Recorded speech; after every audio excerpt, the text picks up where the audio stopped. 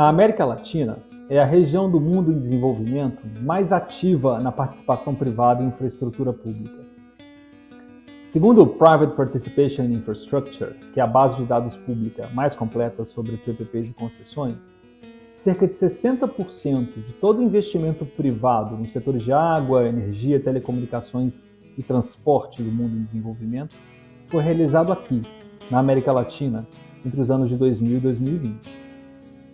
Mas mais interessante que o grande volume de PPPs e concessões é que a América Latina tem usado programas de PPP de forma bastante diferente do resto do mundo, diversificando muito o tipo de ativos e serviços que os governos implementam usando a participação privada.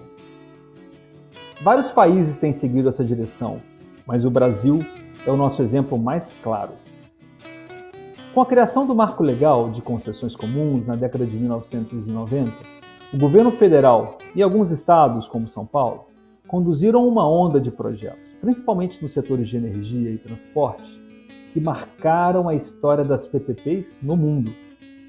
Naquele momento, grandes concessões como a BR-040 e a Via Dutra foram alguns dos maiores projetos de investimento privado em infraestrutura de todo o planeta. O setor de energia também viu crescer a participação privada, tanto na geração quanto na distribuição, mas talvez mais importante, na transmissão de energia elétrica.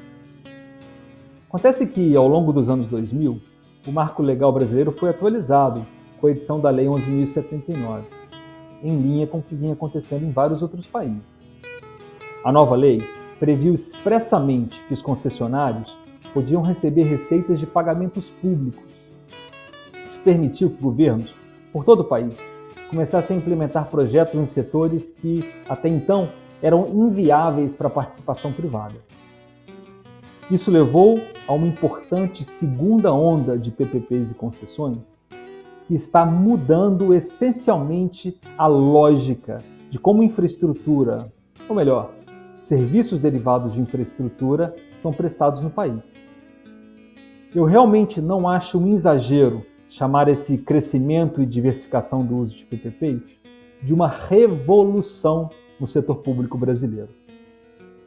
É verdade que a maioria da infraestrutura, tanto econômica quanto social, segue publicamente operada no país.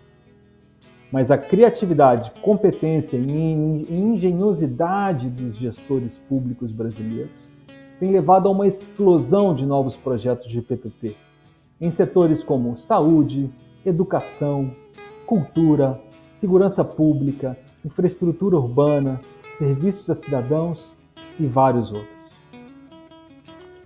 Eu acho que ainda é cedo para a gente avaliar o impacto de longo prazo desse movimento, mas acho que alguns dos efeitos dessa diversificação já podem ser notados e são muito importantes. O primeiro é que, pela primeira vez em mais de 30 anos, governos no Brasil têm uma alternativa concreta àquele modelo rígido, engessado e formalista de prestação de serviços públicos que o modelo regulatório brasileiro cria. Ou seja, até muito pouco tempo atrás, quando uma prefeitura queria implementar um novo projeto de infraestrutura e serviços, como uma unidade básica de saúde, por exemplo, a alternativa que ela tinha sobre a mesa é realizar várias licitações seguidas de concursos públicos para a prestação do serviço.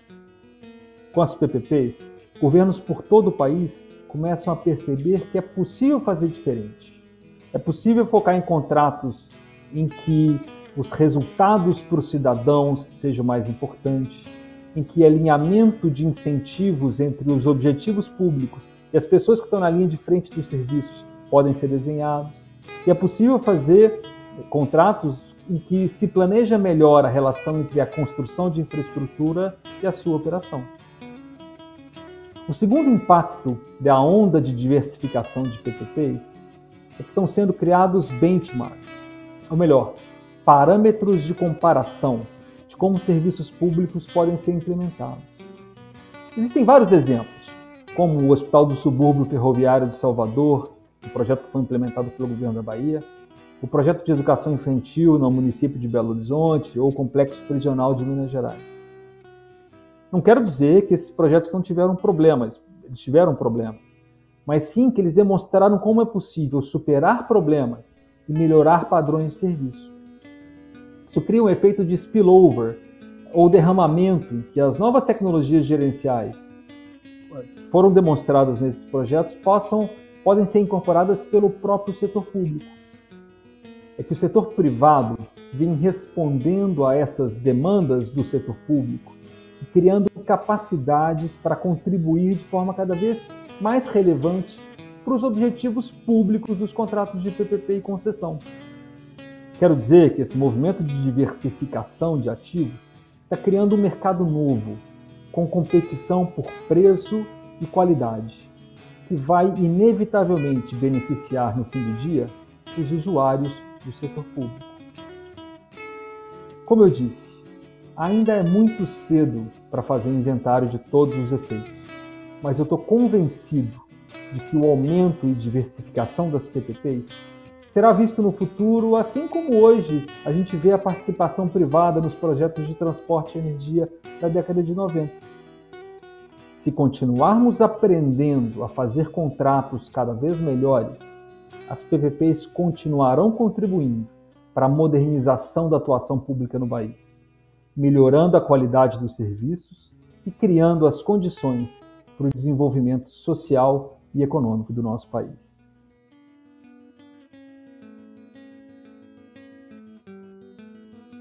É verdade que a diversificação setorial das PPPs tem criado condições para uma verdadeira revolução na prestação de serviços públicos no Brasil.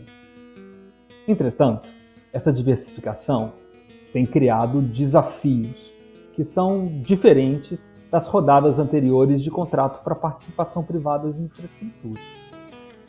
O primeiro grande desafio pode parecer óbvio, mas contratos em setores diferentes precisam ser diferentes. Na década de 90, quando os contratos estavam muito focados no setor de energia e transporte, isso permitiu a criação de modelos de contrato que eram bastante padronizados. Não somente os contratos eram muito parecidos entre si, mas o entendimento sobre as soluções que os modelos de negócio criavam eram também muito padronizados. Então, aspectos como alocação de riscos ou modelos de regulação dos preços não só foram traduzidos nos contratos, mas também nas normas regulatórias, nos entendimentos judiciais. Isso foi um sucesso. Um sucesso quando somente 2 ou 3 tipos de ativos estavam sendo contratados. Agora temos dezenas de tipos de ativos, com diferentes características, em diferentes contextos administrativos e com diferentes níveis de participação privada na operação dos serviços. Isso torna a padronização contratual muito difícil ou até mesmo impossível. Portanto, a atividade de desenho dos modelos de negócio para cada setor passa a ser totalmente essencial. Isso, é claro, demanda um certo custo de transação, uma customização que precisa ser feita para cada tipo de contrato. Não me entendam mal, eu estou totalmente convencido de que as vantagens geradas pelas PPPs compensam esses custos de transação. Mas precisamos reconhecer que eles existem.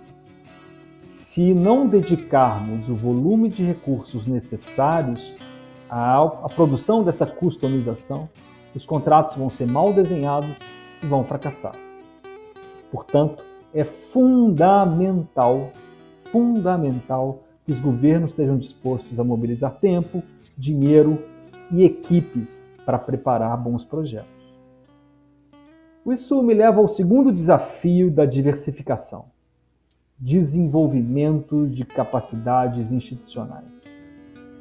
A diversificação de ativos tem sido acompanhada pela dispersão geográfica das autoridades que contratam projetos. Estados, municípios, empresas públicas locais e até mesmo consórcios públicos vêm assumindo o protagonismo das PPPs no Brasil. Essas entidades precisam investir no desenvolvimento de capacidades institucionais. Isso significa ter pessoas treinadas, é verdade, mas igualmente importante é ter processos claros, e uma governança transparente sobre PPPs. Se há uma lição internacional relevante, é que o sucesso de projetos de PPP depende de que a atividade de preparação de projetos e gestão de contratos seja realizada através de um marco em que todos os envolvidos sabem o que fazer, quando devem fazer e como decisões são tomadas. Governos no Brasil precisam investir em um marco operacional claro, caso queiram aproveitar os benefícios das PPPs em vários setores. O terceiro desafio que a diversificação setorial trouxe e tem trazido de forma cada vez mais forte é a necessidade de entender, reconhecer e maximizar o valor público gerado por projeto. Me explico. Projetos de PPP só existem por uma razão. Eles devem gerar benefícios para os governos e para os usuários.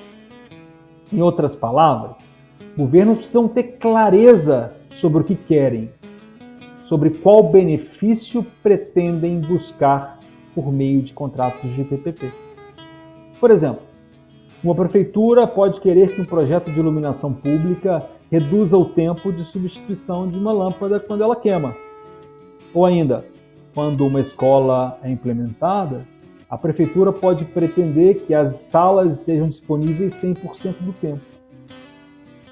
Qualquer que seja o objetivo da política pública, ele precisa ser entendido pela autoridade pública contratante para que seja traduzida para o contrato. Ou melhor ainda, vinculado a algum incentivo relevante. O que eu estou tentando dizer é que PPPs, cada vez mais diversificadas setorialmente, somente vão contribuir para os objetivos públicos se os contratos explicitamente criarem incentivos para isso. Enfim, eu chamei a atenção para 3 desafios importantes do movimento em direção à diversificação das PPPs no Brasil. É preciso investir na customização com qualidade dos contratos. É preciso desenvolver capacidades institucionais no nível local. E é preciso traduzir os objetivos públicos para dentro dos contratos. Eu não tenho dúvida que se os governos concentrarem energia em superar esses desafios, as PPPs seguirão contribuindo para serviços cada vez melhores e para governos cada vez mais eficientes em todo o país.